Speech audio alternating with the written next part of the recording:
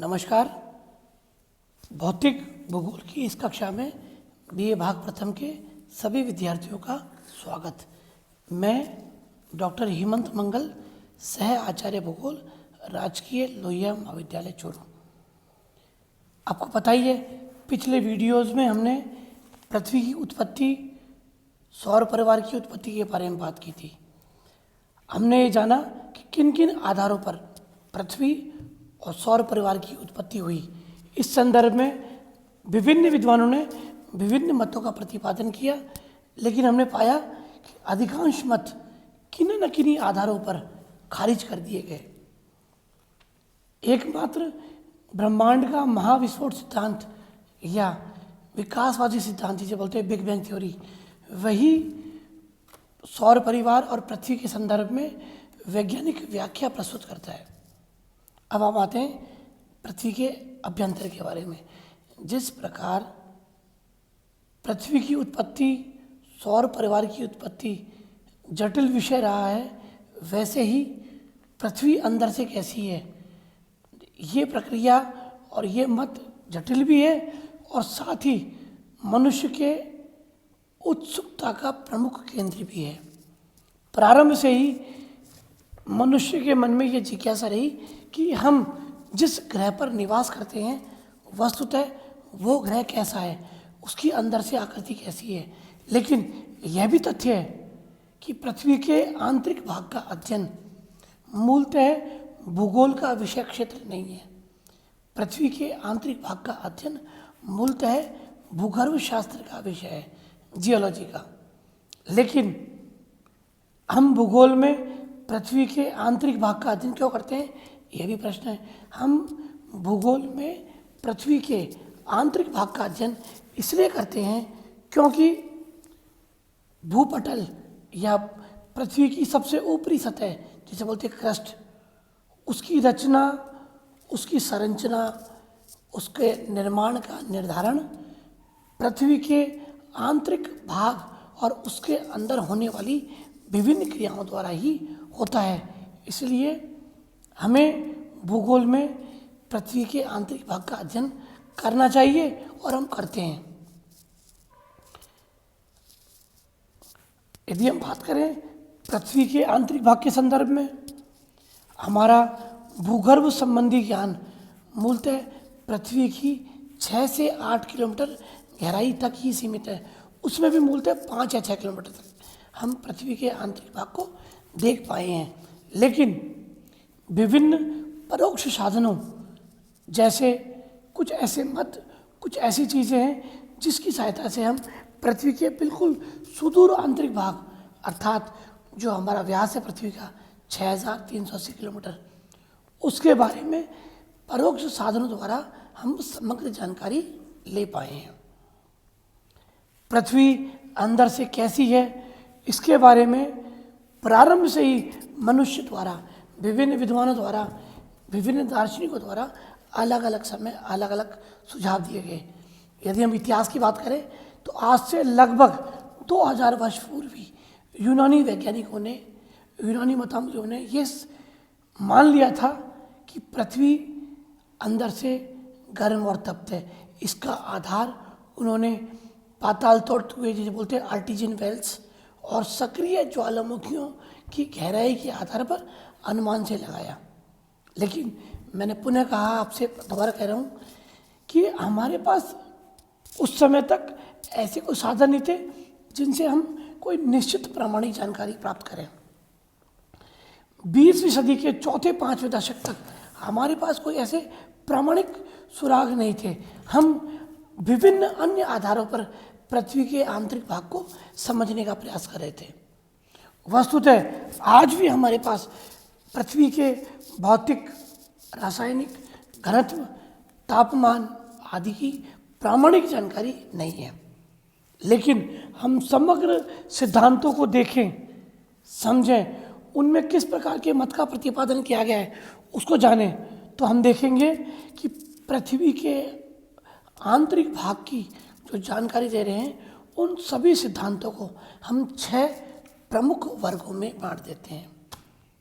Number 1, तापक्रम पर आधारित प्रमाण और सिद्धांत। नंबर 2, पृथ्वी की उत्पत्ति संबंधी प्रमाण और सिद्धांत। नंबर 3, घनत्व आधारित प्रमाण और सिद्धांत। नंबर 4, दबाव आधारित प्रमाण एवं सिद्धांत। नंबर 5, ज्वालामुखी क्रियाओं पर आधारित प्रमाण एवं सिद्धांत। और नंबर 6, भूकंप विज्ञान आधारित प्रमाण और सिद्धांत। अब हम इन प्रत्येक वर्ग के बारे में संक्षिप्त की जानकारी लेंगे ताकि हम एक निश्चित निष्कर्ष तक पहुंच सकें। सबसे पहले तापक्रम पर आधारित प्रमाण। हमारी भूपटल ठोस, कठोर, शीतल है, लेकिन ये भी तथ्य है विभिन्न खदानों में जैसे जैसे हम गहराई में जाते हैं हम ताप में वृद्धि अनुभव करते हैं, या हम जैसे जैसे गहराई में जाएंगे ताप में क्रमशः वृद्धि होती जाती है। औसतन हर प्रत्येक किलोमीटर पर 5 डिग्री सेंटीग्रेड की एक मानक वृद्धि होती है। यह स्थान विशेष और जगह के आधार पर वेरी करती है, लेकिन प्रायः हर 1 किलोमीटर पर गहराई में जाने पर लगभग 5 डिग्री सेल्सियस तापमान में वृद्धि होती है। वैज्ञानिकों ने कहा कि जैसे जैसे हम गहराई में जाते हैं ताप बढ़ रहा है, तो पृथ्वी का जो सुदूर अंतरतम केंद्र है उसकी दूरी है 6380 किलोमीटर। अर्थात जैसे जैसे हम गहराई में जाएंगे तो अंततः पृथ्वी तरल अवस्था में होनी चाहिए, अर्थात वहाँ जो चट्टानें मौजूद हैं वह द्रवित अथवा तरल अवस्था में मौजूद होनी चाहिए। लेकिन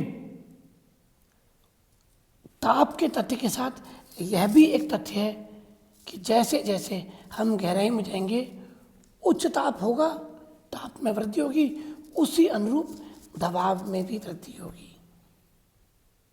जैसे जैसे हम गहराई में जाएंगे निम्न या निचली परत पर ऊपरी परत का दबाव पड़ेगा, उस कारण से जो दबाव में वृद्धि होगी। अब यदि हम तापमान को आधार माने तो आंतरिक भाग तरल होना चाहिए। यदि हम ताप के साथ इसमें दबाव शामिल कर लें तो फिर तरल परत की अवस्था है कि नहीं, एक क्वेश्चन मार्क आ गया। सारांश में हम तापक्रम के आधार पर यह निष्कर्ष नहीं निकाल सकते कि आंतरिक भाग तरल अवस्था में कि ठोस है या किस प्रकार का है। नंबर 2 है दबाव आधारित प्रमाण, एविडेंसेस बेस्ड ऑन प्रेशर। जैसा कि हमने पिछले स्लाइड में जाना कि जैसे जैसे हम गहराई में जाएंगे दबाव उसी अनुरूप बढ़ता जाएगा। क्यों? ऊपरी परत का भार निचली परत के भार पर पड़ेगा तो दबाव बढ़ेगा। लेकिन पिछले दशकों में जो नए शोध हुए हैं उन्होंने एक तथ्य की पुष्टि की है कि जैसे जैसे दबाव बढ़ेगा तो दबाव बढ़ने की एक निश्चित सीमा होती है। किसी भी चट्टान का दबाव बढ़ने की निश्चित सीमा होती है, उस सीमा के बाद दबाव में बढ़ोतरी नहीं होती। सारांश में हम तापक्रम के समान दबाव से भी पृथ्वी के आंतरिक भाग के बारे में कोई निश्चित और प्रामाणिक जानकारी नहीं प्राप्त कर सकते। नंबर 3 आती है फिर घनत्व आधारित प्रमाण। हमने तापक्रम और दबाव संबंधी निष्कर्ष के बाद हमने घनत्व को आधार लिया। घनत्व से आशय क्या है? आपको पता है हमारी पृथ्वी की हम संरचना देखें तो पृथ्वी विभिन्न परतनुमा आग्नेय, अवसादी, ऊपरी परत, मध्य परत, निचली परत अलग अलग प्रकार की है। हर परत का संगठन और संरचना स्वरूप अलग अलग है। फलतः अलग अलग संगठन, अलग संरचना और अलग स्वरूप के आधार पर घनत्व की मात्रा भी अलग होनी चाहिए। इस आधार पर वैज्ञानिकों ने माना कि पृथ्वी का हर परत में घनत्व की मात्रा अलग अलग है। फिर विभिन्न गुरुत्वाकर्षण सिद्धांतों और उन पर बेस्ड जो विभिन्न परिकल्पनाएं थी उसमें एक अपेक्षित घनत्व की कल्पना की गई कि पृथ्वी का घनत्व है कितना। ये 5.5 आंका गया। लेकिन विभिन्न प्रयोगों से यह भी पुष्ट हुआ कि पृथ्वी का वास्तविक घनत्व 2.7 मात्र है। यह अलग बात है, ऊपरी भाग में घनत्व कम है और पृथ्वी के केंद्रीय भाग में घनत्व की मात्रा बहुत ज़्यादा है। वो उसका कारण क्या है? उस भाग की रचना तुलनात्मक भारी चट्टानों से हुई है, या उस भाग की रचना में भारी धातुएं जैसे निकेल, कोबाल्ट, लोहे इत्यादि का योग है। अब चूंकि अधिक घनत्व है तो अंतरतम है वो बहुत ज़्यादा भारी पदार्थों से बना है, तो क्या होगा? घनत्व की स्थिति अलग अलग है। सारांश में इस मत द्वारा भी हम पृथ्वी के बारे में कोई निश्चित और प्रामाणिक जानकारी प्राप्त नहीं कर पा रहे और नहीं कर सकते। अब विचार आया कि सिर्फ कैसे करें। इसी दौरान विभिन्न ज्वालामुखी क्रियाओं में जो अलग अलग ज्वालामुखी विस्फोट हुए, उनके आधार पर विभिन्न विद्वानों ने माना कि चूंकि ज्वालामुखी क्रिया के दौरान विभिन्न प्रकार के तरल, लावे, गैस इत्यादि का निष्कर्षण होता है, तो वैज्ञानिकों ने माना कि निश्चित रूप से पृथ्वी का आंतरिक भाग तरल होना चाहिए। लेकिन यह भी तथ्य है कि मैग्मा निर्माण अधिकतम 80 से 200 किलोमीटर की गहराई तक होता है। मैग्मा का जो निर्माण है वह अधिकतम 80 से 200 किलोमीटर की गहराई तक होता है, और हम उस 200 किलोमीटर की गहराई के आधार पर पूरे 6380 किलोमीटर के आकलन को नहीं कर सकते। अतः हम सिर्फ गहराई, दबाव, घनत्व और ज्वालामुखी क्रियाओं के द्वारा हम यह निष्कर्ष नहीं निकाल सकते कि पृथ्वी का आंतरिक भाग कैसा है। इसके बाद बारी आती है पृथ्वी की उत्पत्ति संबंधी साक्ष्यों को लेकर। जैसा कि आपको पता ही है, पृथ्वी और सौर परिवार की उत्पत्ति को लेकर अलग अलग विद्वानों ने अलग अलग परिकल्पनाएं दी थी। जैसे बफन की परिकल्पना, कांट की वायव्य परिकल्पना, लाप्लास की निहारिका परिकल्पना, क्वीफर की आदिग्रही परिकल्पना, चैम्बरलिन और मोल्टन की ग्रहणु परिकल्पना, इसके अलावा जेम्स जीन की ज्वारीय परिकल्पना, जेफरे की नवतारक परिकल्पना, हॉयल लिटन की परिकल्पना, ऑटो स्मिथ की अंतर तारक धूल परिकल्पना या बिग बैंग थ्योरी। इन विभिन्न सिद्धांतों द्वारा पृथ्वी के आंतरिक भाग को समझाने का प्रयास किया गया। लेकिन आप देखिए, हम यदि इन विभिन्न सिद्धांतों को देखें और समझें, तो बफन ने सबसे पहले पृथ्वी की रचना को समझाने का प्रयास किया। तो यदि उनको सिद्धांत को देखें तो पृथ्वी का आंतरिक भाग तरल है। यदि हम कांट की वायव्य परिकल्पना देखें तो उन्होंने पृथ्वी के आंतरिक भाग को तरल वायव्य माना है। यदि हम लाप्लास की निहारिका परिकल्पना को आधार माने तो पृथ्वी का आंतरिक भाग वायव्य है। यदि हम क्वीफर को आधार माने, क्वीफर की आदिग्रही परिकल्पना, तो पृथ्वी अंदर से ठोस अवस्था में। यदि हम चैम्बरलिन और मोल्टन की परिकल्पना को आधार माने तो पृथ्वी अंदर से ठोस है। यदि हम जेम्स जीन की ज्वारीय परिकल्पना को आधार माने तो पृथ्वी अंदर से तरल या अर्ध तरल अवस्था में। यदि हम जेफरेज की परिकल्पना को आधार माने तो भी तरल अवस्था में। यदि हम हॉयल और लिटलटन की नवतारक परिकल्पना के बारे में उसको आधार माने तो पृथ्वी अंदर से वायव्य है। यदि हम ऑटो स्मिथ की अंतर तारक धूल परिकल्पना को आधार माने तो पृथ्वी अंदर से ठोस है।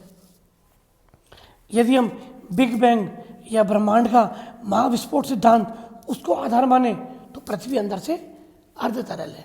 सारांश से पृथ्वी की उत्पत्ति संबंधी अलग अलग सिद्धांतों ने पृथ्वी के बारे में बिल्कुल अलग जानकारी दी।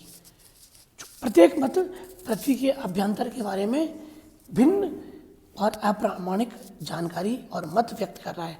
अतः इन आधारों पर, पृथ्वी की उत्पत्ति संबंधी आधारों पर हम निश्चित निष्कर्ष पर नहीं पहुंच पाते। सारांश में इस मत द्वारा भी हम पृथ्वी के आंतरिक भाग की रचना, संरचना और अवस्था को समझ नहीं सकते, क्योंकि घनत्व, ताप, दबाव इत्यादि और पृथ्वी की उत्पत्ति समझांशों के आधार पर पृथ्वी के आंतरिक भाग के बारे में कोई निश्चित और प्रामाणिक जानकारी प्राप्त नहीं हो रही। तो इस वीडियो में हम यहीं तक बात करेंगे। अगले वीडियो में हम भूकंप विज्ञान को समझेंगे, जिसके आधार पर पृथ्वी के आंतरिक भाग के बारे में एक निश्चित वैज्ञानिक, तर्कपूर्ण और प्रामाणिक जानकारी मिल रही है। धन्यवाद।